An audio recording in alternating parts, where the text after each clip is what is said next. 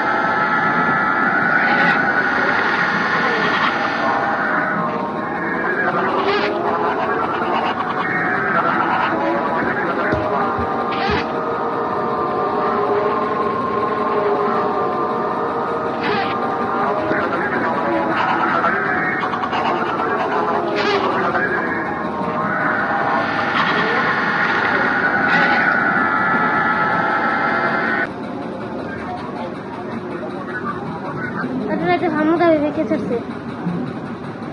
আম্মু আম্মু কোন করে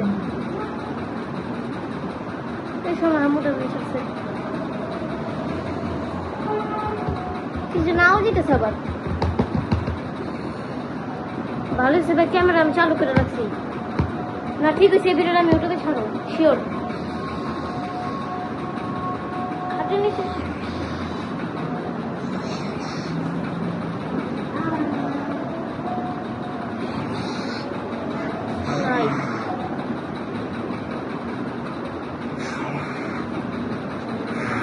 মোবাইল দিয়ে মনে আইতেছে, মোবাইল বন্ধ করে রাখি ভাই।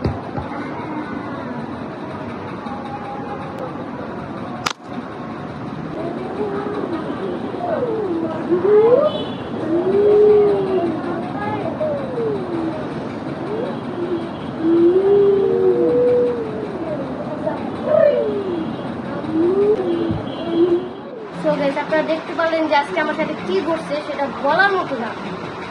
মানে আমি এখন কথা বলতে পারতেছি না, এই রুমে আমার বেশিক্ষণ থাকতে মন চাইতেছে না। আমি কি করবো আপনারাই বলেন। আপনারা যদি কমেন্ট করেন তাহলে আমি পার্ট 2-তে আবারও ক্যামেরা সেট আপ করে এই ঘরে ঘুমাবো, আবার দেখবো যে কি ঘটে। তাহলে জলদি করে কমেন্ট করেন, তাহলে আমি আবার একদিন এই ঘরে থাকবো রাত্রে ক্যামেরা সেট আপ করে। আর এটা কিন্তু আমার রুম না। বাই।